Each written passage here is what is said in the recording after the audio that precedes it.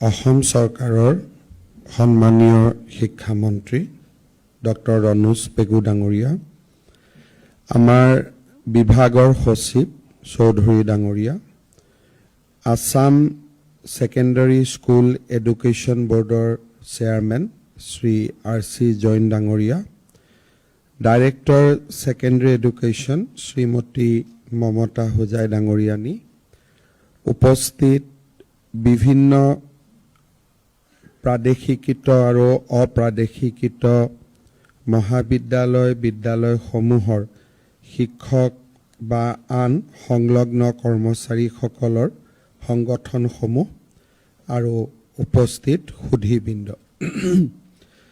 বিগত বিধানসভাত আমি ৰাজ্য চৰকাৰে প্ৰাদেশিকিত বা আমাৰ যি Assam Education Provincialization of Service of Teachers and Reorganization of Educational Institute সংশোধনী বিধেয়কখন আমি পাৰিত কৰিছিলোঁ আৰু অসমৰ ৰাজ্যপাল মহোদয়ৰ অনুমোদনৰ পিছত ইয়াক যোৱা 30 ডিচেম্বৰ 2025 তাৰিখে আমি চৰকাৰী গেজেটত নটিফাই কৰিছিলোঁ। প্ৰাদেশিকৰণৰ গোটেই প্ৰক্ৰিয়াটোৰ ক্ষেত্ৰত এইটো আমাৰ এক প্ৰকাৰ তৃতীয় পদক্ষেপ বুলি আমি ক'ব লাগিব।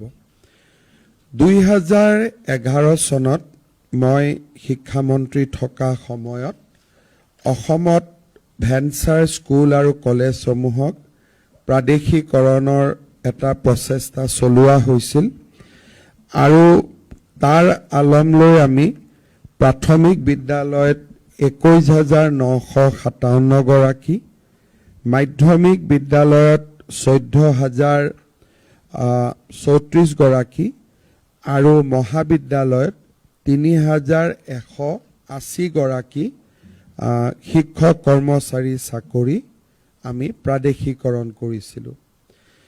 2017 চনৰ আইনৰ সুবিধা লৈ আমি প্ৰাথমিক বিদ্যালয়ত 9,895, মাধ্যমিক পৰ্যায়ত 5,345 আৰু কলেজত আমি 1,746 গৰাকী শিক্ষক শিক্ষয়িত্ৰী আৰু অধ্যাপক অধ্যাপিকাৰ চাকৰি আমি প্ৰাদেশিকৰণ কৰিছিলোঁ। অৰ্থাৎ 2011 চনৰ আইনৰ পৰৱৰ্তী সময়ত 57,057 গৰাকী শিক্ষক কৰ্মচাৰী চাকৰি ৰাজ্য চৰকাৰে প্ৰাদেশিকৰণ কৰিবলৈ সক্ষম হৈছে।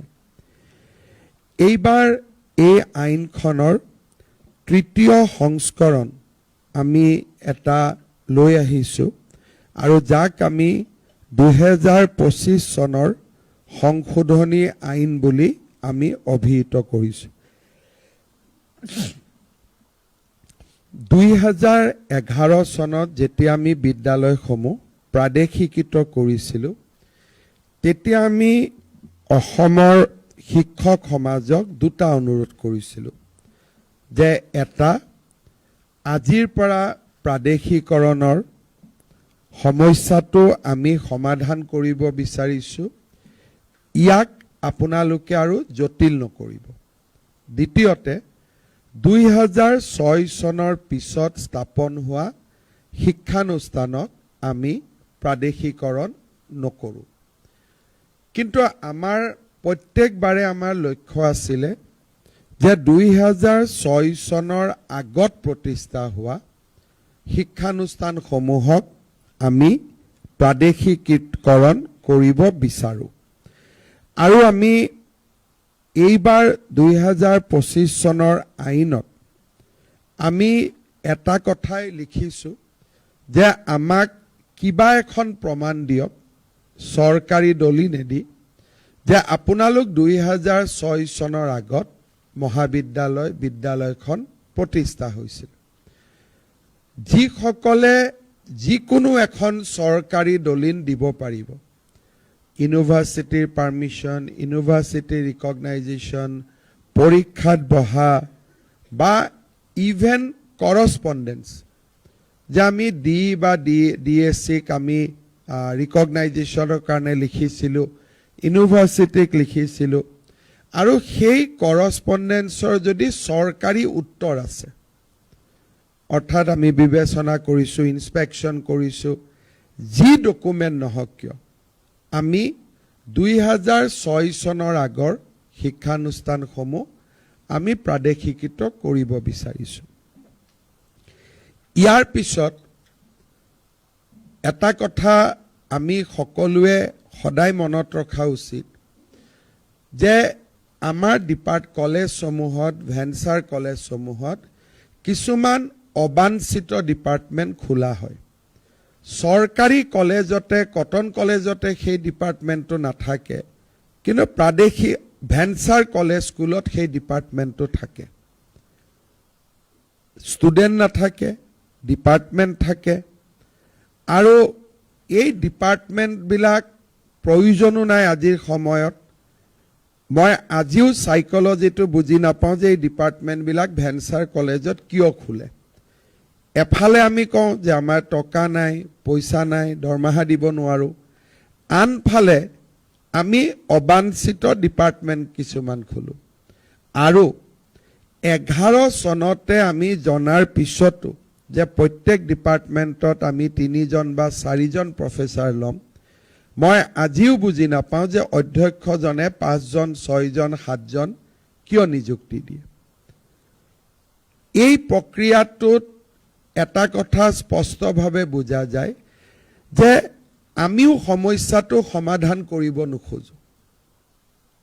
এটা ড্ৰপ টিচাৰ এছ'চিয়েশ্যন হওক, এটা ফ'ৰ্থ টিচাৰ এছ'চিয়েশ্যন হওক, এটা ফিফথ টিচাৰ এছ'চিয়েশ্যন হওক, আৰু এই এছ'চিয়েশ্যনবিলাকৰ জৰিয়তে টকা সংগ্ৰহ কৰাৰ এটা সুচল পথ খুলি লোৱা যিটো ব্যৱস্থা, এই ব্যৱস্থাটো আমি কেতিয়াও প্ৰেৰণা দিব নোৱাৰোঁ।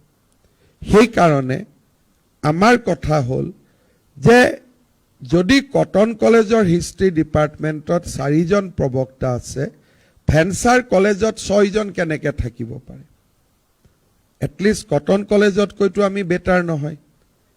এই কথাখিনি আজি যিহেতু ইয়াত এছ'চিয়েশ্যনৰ মানুহসকল আছে, এই কথাটো আপোনালোকে মনত ৰাখিব, কাৰণ আজিকালি সৰু ল'ৰাইও সকলো কথা বুজি পোৱা হৈছে যে এওঁ কি কৰিছে, এওঁ কিয় আহিছে, এওঁৰ উদ্দেশ্য কি, চেলফিখন উঠি ক'ত আপলোড কৰিব খুজিছে, তাৰ দ্বাৰা তেওঁ কি ডিমাণ্ড জেনেৰেট কৰিব খুজিছে, এই কথাবিলাক আজিকালি সৰু সৰু ল'ৰাইও বুজি পায়। আগৰ সমাজ নাই, কাৰণ আজিকালি ফেচবুক আছে, মিডিয়াম আছে। মুখ্যমন্ত্ৰী, মন্ত্ৰী কাম হওক নহওক ফটো এখন উঠিব লাগে, তাৰ মিনিংটো কি?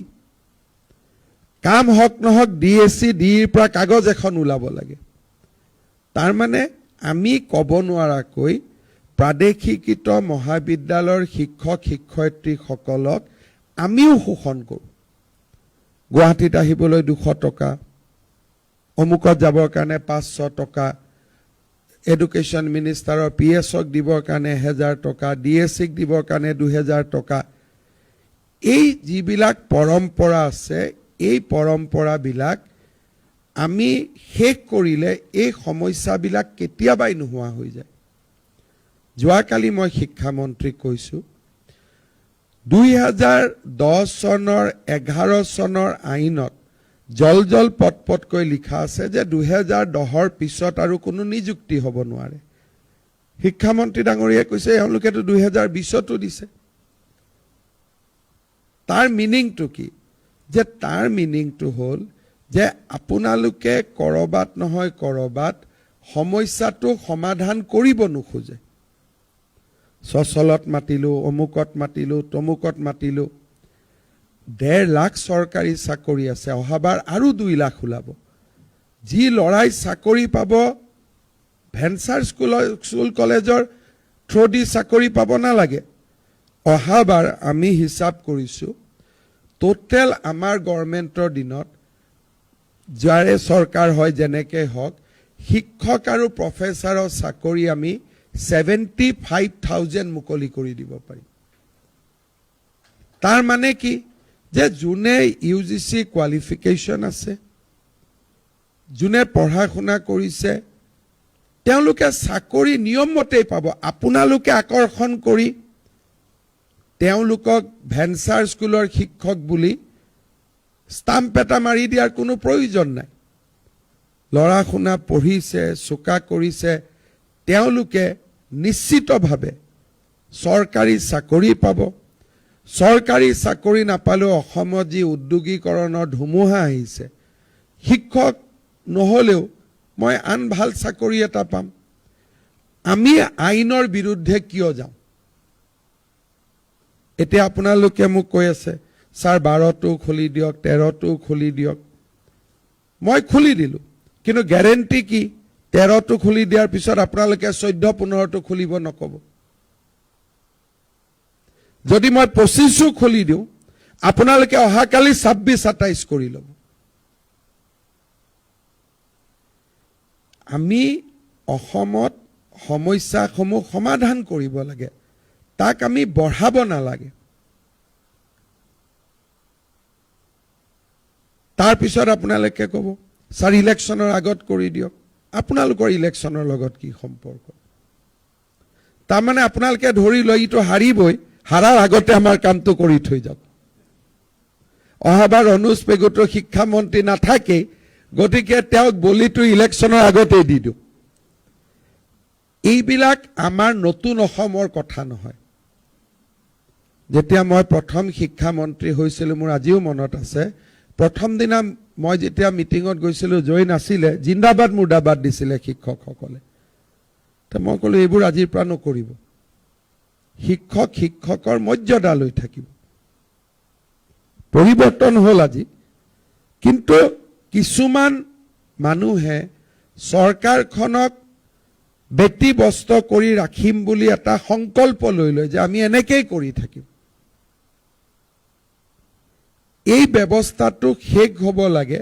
চৰকাৰে মানুহক 12ও ৰাখিব পাৰে, 13ও ৰাখিব পাৰে, 14ও কৰিব পাৰে, 15ও কৰিব পাৰে, কিন্তু কালি যে আপোনালোকে 26টো লৈ নাহিব তাৰ গেৰেণ্টিটো কোনে দিব?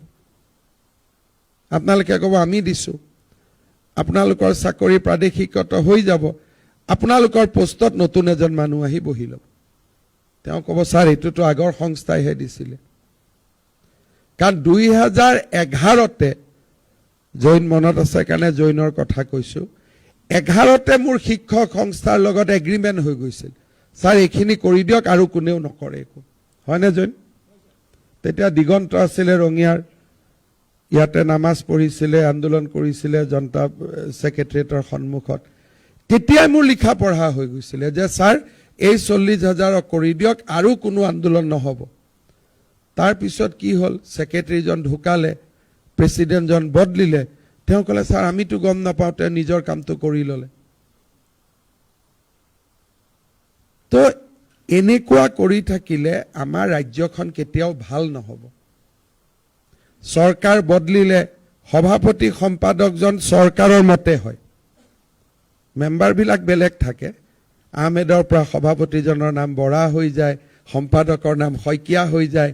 আকৌ যদি বেলেগ চৰকাৰ আহে, সভাপতি সম্পাদকজনৰ নাম ইছলাম হুছেইন হৈ যাব। এই যিবিলাক কাম আমি কৰি নিজকেও ব্যস্ত ৰাখোঁ, ভাবোঁ যে আমি সকলোকে এনেকৈ চলাব পাৰিম, এইটো নহয়। কাৰণ এতিয়া AI আহিলে, মানুহে ছেটেলাইটতে চাই থাকিব পাৰে যে আপোনালোকে ক্লাছত আছে নে নাই। ইমানবিলাক সুবিধা নতুন নতুন আহি থাকিলে, সেইকাৰণে মই প্ৰত্যেক দিনাই কওঁ ভেঞ্চাৰ স্কুলবিলাক, কলেজবিলাক সমস্যা হ'ব নালাগে। চৰকাৰৰ কাৰণে ই এটা সম্পদ হ'ব লাগে যে ছাৰ এইখিনি কাম কৰি দিয়ক, আমি আৰু আপোনালোকক কেতিয়াও দিগদাৰী নকৰোঁ। এইটো কেতিয়া হ'ব? যেতিয়া অধ্যক্ষ আৰু গভৰ্ণিং বডিৰ প্ৰেছিডেণ্টৰ ভেঞ্চাৰ কলেজতো নিযুক্তি দিয়াৰ পাৱাৰটো নোহোৱা হ'ব। নহ'লে গাঁৱত পাছ কৰা যি ল'ৰা ছোৱালীয়ে কম্পিটিশ্যন কৰিও চাকৰি পাব পাৰে, তেওঁলোকক আকৰ্ষণ কৰি লৈ আহে যে ইয়াতে কৰ, আমি কৰিম নহয়। ৰণোজ পেগুৱে কৈছে প্ৰাদেশিকৰণ হ'ব। আৰু সেইকাৰণে আজিকালি মই ভেঞ্চাৰ স্কুলৰ আন্দোলনত কলেজৰ আন্দোলনত ভিডিঅ'টো চাই থাকো ডেকা ল'ৰা ছোৱালী দেখো কিন্তু 10 চনৰ পিছতো নিযুক্তি হ'বই নালাগিছিলে 3খন আইনত এইটো কথা লিখা আছে সমস্যাটো কাৰ থাকিব লাগিছিল 10ত সোমোৱা 10ত যদি 30 বছৰত সোমাইছিল 25ত তেওঁলোকৰ 45 বছৰ আমি আৰু 15 বছৰ কৰি দিলোহেঁতেন লেঠাটো মৰি গ'লেহেঁতেন কিন্তু আপোনালোকে এটা 25তো নিযুক্তি দিয়া মানুহক আন্দোলনত লৈ আহে এটোতো ঠিক কথা নহয় সেই কাৰণে এইবাৰ আৰু ইলেকশন আপোনালোকে নেখেলে সব কথাত ইলেকশনৰ কথা কৈ নাথাকিব ইলেকশনৰ আগত কৰা কাম বেয়া হয় পিছত কৰা কাম ভাল হয় আৰু গভৰ্ণমেণ্ট আমাৰে হ'ব শিক্ষামন্ত্ৰীৰ অনুজ বেগুৱে হ'ব কোনোবাই বিচাৰক নিবিচাৰক অসমৰ ৰাইজে এইটো সিদ্ধান্ত লৈ থৈ দিছে সেই কাৰণে আপোনালোকে ৰাজনৈতিকৰণ নকৰিব শৈক্ষিক দৃষ্টিৰে সব চাওক যে শিক্ষাৰ ফালৰ পৰা আমাক কি লাগে যে আৰবিক ডিপাৰ্টমেণ্ট এটা লাগে নেকি সংস্কৃত ডিপাৰ্টমেণ্ট এটা আমাক লাগে নেকি নালাগে তাৰ জায়গাত কি লাগে আমাক য'ত চাকৰি আছে ল'ৰা ছোৱালীক পঢ়াই আপোনালোকে য'ত চাকৰিৰ কাৰণে ল'ৰাজনক এটা পজিশনত লৈ যাব পাৰিব কিন্তু য'ত চাকৰিয়ে নাই তাত ল'ৰা ছোৱালী এটা ডিপাৰ্টমেণ্ট খুলিলে পঢ়ালে এজন প্ৰফেছৰক চৰকাৰে কিমান টকা দৰমহা দিব লাগে 2 লাখ টকা ষ্টুডেণ্ট কিমান আছে 4 জন 3 জন প্ৰফেছৰ দিলো 6 লাখ ষ্টুডেণ্ট আছে 4 জন তাৰমানে এজন ষ্টুডেণ্টৰ লগত আমি কিমান টকা খৰচ কৰিলো 1,25,000 টকা মাহত আমাৰ অসমখন ইমান ধনী ৰাষ্ট্ৰ হয় জানো আৰু 1,25,000ত যদি 4 জন ল'ৰাক পঢ়াবই লাগে তেওঁক আমি ভেঞ্চাৰ স্কুলত কিয় পঢ়াম 1,25,000 টকা ফিজ দিলে তেওঁক ৰয়েল গ্লোবেলত পঢ়াব পাৰিব আপোনালোকে কথাবিলাক যেতিয়া বুজিব চৰকাৰে ইমিডিয়েটলি বুজিব যেতিয়া আপোনালোকে নুবুজে তেতিয়াও চৰকাৰেও নুবুজা এক্টিং কৰিব লাগে যে এওঁলোকে নুবুজে তেতিয়া আমিও নুবুজো যেতিয়া আপোনালোকে বুজিব আমিও বুজিম আমি বুজিলে আপোনালোকে বুজিব কাৰণ সৰকাৰ আৰু ৰাইজটো বেলেগ নহয় সৰকাৰ আৰু ৰাইজ একেই ইয়াততো দুটা পাৰ্থক্য নাই সেইটো কাৰণে এইবাৰ যেটো পোৰ্টেলত সোমাব তাক ফাইনেল হিচাপে সোমাই দিও যে ইয়াৰ পিছত আৰু আমাৰ কোনো বাকি নাই আমি পোৰ্টেলত সোমাইছো ঠিক আছে 6 চনৰ আগত কলেজ বলে স্যাৰ 10ৰ পিছতো অলপ 11-12ত শিক্ষক সোমালে আমি পোৰ্টেলত সুবিধা দিছো আপোনালোকে ফিল আপ কৰক কোনো আপত্তি নাই আমি চাই লওঁ 11ত নো আপোনালোকে কাক ললে 12ত নো কাক ললে 13ত নো কাক ললে 14ত নো কাক ললে 15ত নো কাক ললে আপোনালোকে সোমাওক আমি চাই লওঁ কি আছে কি নাই আমি গোটেইখিনি ডেটা এইবাৰ আমি ক্যাপচাৰ কৰিম আৰু ইয়াৰ পিছত আৰু নতুন যাতে আমি আৰু এটা কাহিনী আৰম্ভ কৰিব নোৱাৰো পোৰ্টেলটোত কিবা অসুবিধা হ'ব শিক্ষামন্ত্ৰীৰ লগত কথা পাতিব বলে এটো সোমাব পৰা নাই এটো দিব পৰা নাই আৰু আমি বহুত ফ্লেক্সিবল হৈ আছো যে 6ৰ আগৰ যিকোনো এখন প্ৰমাণ দিয়ক কনকাৰেন্স নালাগে পাৰমিশন নালাগে মাটিৰ কাগজখিনি হলেও হল বলে 6ৰ আগত আপোনালোকৰ তাতে কোনোবা এজন ইনস্পেকশনত আহিছিল তাৰো পুৰণা ফটোখনে ৰিপৰ্টখনে দি দিয়ক হেতু আমি চাই লম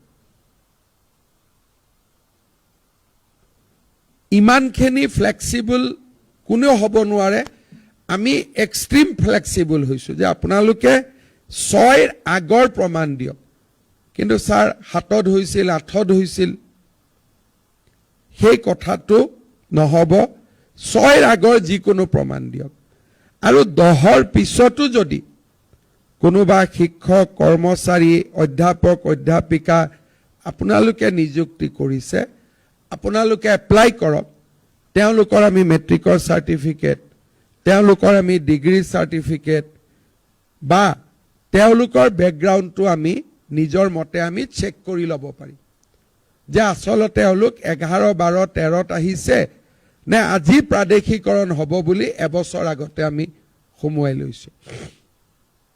জেনুইন মানুহখিনি বিপদ হ'ব নালাগে, কিন্তু জেনুইন মানুহখিনিৰ নামত ইনজেনুইন মানুহখিনি সোমাব নালাগে। সেইকাৰণে আপোনালোকে ইয়াতে গোটেইখিনি ডাটা লৈ আপোনালোকে আবেদন কৰক। যি আছে পৰ্টেলত আপোনালোকে লিখক। আমি লাহে লাহে বহি আমি এই সমস্যাটো ওৱান্স ফৰ অল আমি সমাধান কৰি দিব খুজিছোঁ, যাতে এই সমস্যাটোৱে অসমখনক সদায় কষ্ট দি নাথাকে। আৰু মই আশা কৰোঁ যে আপোনালোকে কথাখিনি বুজিব, খুব ধুনীয়াকৈ নিজৰ কথাখিনি লিখিব আৰু এই কথাবিলাক আপোনালোকে লিখা তথ্যখিনি আমি পৰীক্ষা কৰি যোন সঁচা অৰ্থত প্ৰাদেশিকৃত হ'ব লাগে তাক আমি প্ৰাদেশিকৰণৰ ব্যৱস্থা কৰিম। আৰু আপোনালোকে আপোনালোকৰ এছ'চিয়েশ্যনৰ মেম্বাৰসকলকো ক'ব, ঘৰত বহি এইটো আপলোড কৰিব পাৰিব। দিছপুৰত অহা যোৱা কৰি থাকিব নালাগে, মিটিঙত গ'লে কোনো মেমৰেণ্ডাম দিয়াৰ প্ৰয়োজন নাই। আমি আপোনালোকে কথা ক'ব পৰা আপোনালোকক আমি প্লেটফৰ্ম এটা কৰি দিছোঁ। যি ক'ব লাগে ইয়াতে কওক, যাতে আমি গোটেই পৰিৱেশটো এটা গম পাওঁ। যোৱাকালি অজন্তা নেওগ ডাঙৰীয়ানীয়ে এটা যিটো তেওঁৰ বাজেট দিছে, বহুত শিক্ষক শিক্ষয়িত্ৰী থাকিব, কিবা বিভিন্ন কাৰণত তেওঁলোকৰ প্ৰাদেশিকৰণ নহয়গৈ, হয় চাৰ্টিফিকেট নাই, কোৱালিফিকেশ্যন নাই, ষ্টুডেণ্ট নাই, বিভিন্ন কাৰণে তেওঁলোক কেতিয়াও নাহিবগৈ। আমি তেওঁলোকৰ কাৰণেও এবাৰ এটা নতুন স্কিম আনিছোঁ, নামটো দিছোঁ গুৰু দক্ষিণা। আমি তেওঁলোকক এটা ফাইনেন্সিয়েল পেকেজ দিম। বোলে তেওঁ আছিলে কিন্তু তেওঁৰ কোনো কাগজ নাই, কোনো প্ৰকাৰে তেওঁ আইনত সোমাব নোৱাৰে, তেওঁলোককো আমি এইবাৰ ফাইনেন্সিয়েল ছাপৰ্ট এটা দি আমি তেওঁলোককো আমি ৰাস্তা এটা উলিয়াই দিব খুজিছোঁ যে আপোনালোকে আৰ্থিক অনুদান এটা লওক আৰু আপোনালোকে নিজৰ জীৱনটো নতুনকৈ আৰম্ভ কৰক। যিকোনো প্ৰকাৰে আইনৰ ভিতৰত নাহে, ৰিলেক্সেশ্যন দিলেও নাহে, বোলে 11 দিলোঁ নাহে, 12 দিলোঁ নাহে, 13 দিলোঁ নাহে, 14 দিলোঁ নাহে, বোলে তেওঁলোকক থাৰ্ড পোষ্ট, বোলে ঠিক আছে থাৰ্ড পোষ্ট দিলোঁ, ফ'ৰ্থ দিলোঁ, 5th দিলোঁ, তাৰ পিছতো 6th ওলালে। চ' যিখিনি মানুহ কোনো প্ৰকাৰে আইনৰ ভিতৰত নাহে তেওঁলোকৰ কাৰণেও এইবাৰ আমি এটা স্কিম বাজেটত লিখিছোঁ যে গুৰু দক্ষিণা আমি তেওঁলোকক এটা ওৱান টাইম ফাইনেন্সিয়েল এছিষ্টেঞ্চ এটা দিম আৰু চৰকাৰৰ আন পদত এপ্লাই কৰিলে আমি তেওঁলোকক এটা প্ৰিফাৰেঞ্চিয়েল 5 নম্বৰ 4 নম্বৰ মাৰ্কিং এটাও দিম, যাতে ল'ৰা ছোৱালীখিনি ওলাই আহি বেলেগ পদত আবেদন কৰিব পাৰে। মই ভাবোঁ এনেকৈ আমি সকলোৱে লগ লাগি, অকল চৰকাৰ নহয়, চৰকাৰ ডিপাৰ্টমেণ্টৰ অফিচাৰখিনি, শিক্ষক শিক্ষয়িত্ৰী, আমি সকলোৱে মিলি এই ভেঞ্চাৰ স্কুলৰ সমস্যাটো চিৰ জীৱনৰ কাৰণে শেষ কৰিব লাগে। 60,000 টিচাৰ এপইণ্টমেণ্ট হৈছে, চৰকাৰে ইয়াতকৈ নোৱাৰে। তথাপিতো আমি শেষ এটেম্প এটা লৈছোঁ যে যি আহে আহক, এইবাৰ আমি ইয়াক চেছ কৰিম। আৰু তাৰ পিছত আপোনালোকে আৰু এছ'চিয়েশ্যন কৰি নাথাকিব, এইটোৱে আপোনালোকৰো সমস্যাৰ সৃষ্টি কৰে। এইবাৰ এছ'চিয়েশ্যন, প্ৰাদেশিকৰণ, ভেঞ্চাৰ, এই গোটেই শব্দকেইটা আমি বাদ দিব লাগিব যে আৰু এইকেইটা শব্দ অসমত নাই, যি আছে এইবাৰে আমি চেছ কৰিম। তাৰপিছত কৰ্মচাৰী পৰিষদ আছে, প্ৰাথমিক শিক্ষক সন্মিলনী আছে, এইবিলাক কৰি থাকক, যি কৰ্মচাৰীৰ এছ'চিয়েশ্যন আছে। কিন্তু এখন এখন পেজ ছপাই ল'লোঁ, তাৰ পৰা কালেকশ্যন, এইবিলাকৰ ৰাস্তাবিলাকো আৰু আমি বন্ধ কৰি দিব লাগে। কাৰণ কোনো প্ৰেচিডেণ্ট ছেক্ৰেটাৰীটো নিজৰ খৰচত দিছপুৰত আহিবই নোৱাৰে। আজিকালি অহা যোৱা কৰোঁতেই ধেমাজিৰ পৰা কিমান টকা লাগে দাদা? অহা যোৱা কৰি হোটেলে 5,000 টকা লাগে। ভেঞ্চাৰ স্কুলৰ শিক্ষকেতো দিব নোৱাৰে। শিক্ষকজনোতো কোনোবা এছ'চিয়েশ্যনৰে মেম্বাৰ, তেওঁ আকৌ বেলেগৰ পৰা 50-100 লোৱা। এই কাৰবাৰবিলাক আমি জীৱনৰ কাৰণে বন্ধ কৰি দিব লাগে আৰু ফাইনেলি এই সমস্যাটো এইবাৰ আমি সমাধান কৰিব লাগে। মই ভাবোঁ যে আপোনালোকে কথাখিনি বুজি পাইছে আৰু পলিটিক্সৰ পৰা দূৰত থাকি কৰক। ছাৰ ইলেকশ্যনৰ আগতে কৰক, অমুক আগত কৰক। কোনো ৰাজনীতি কৰা মানুহক ইলেকশ্যনৰ আগত কৰা শব্দটো নক'ব কোনো ক্ষেত্ৰতে। তেতিয়া মানুহজনে ৰাতি গৈ ভাবে তাৰমানে মই এবাৰ ইলেকশ্যনত হাৰিম। হয়নে নহয় কথাটো? পুতেক এটা যদি বাপেকৰ তাত গৈ বাবা তই মৰাৰ আগতে উইলখন লিখি দে, বাপেকজনে কি ভাবিব যে ই বেটাই মোক মৰাৰ কাৰণে ৰখি আছে। আপোনালোকৰো কিছুমানে যেতিয়া মোক লগ কৰে তেতিয়া মই মাজে মাজে ৰাতি আহি চিন্তা কৰোঁ হাৰিমে নেকি ইলেকশ্যনটো। গতিকে এই শব্দবিলাক আছিল 11 চনৰ শব্দ। এই শব্দবিলাক আছিল এসময়ত, তেতিয়া ময়ো হাঁহিছিলোঁ। সেইবিলাক আছিল 11-12 চনৰ শব্দ। মাজে মাজে ৰনোজ দাই মোক এইবিলাক শব্দ কম বুলি এতিয়া শব্দ চলিয়ে আছে নেকি এতিয়াও? এইবিলাক শব্দটো আৰু 2025ৰ শব্দ নহয়। গতিকে একদম এই পৰ্টেলটোৰ সুবিধা লৈ এইবাৰ একদম সমাধান কৰক। যাৰ চাকৰি হ'ব চাকৰি, যাৰ চাকৰি নহয় তাক এটা ফাইনেন্সিয়েল এছিষ্টেঞ্চ দি আমি সদায়ৰ কাৰণে ইছ্যুটো শেষ কৰিব লাগে। বুজি পাইছে সকলোৱে? ডেফিনেটলি। বহুত বহুত ধন্যবাদ। ধন্যবাদ মহাশয়।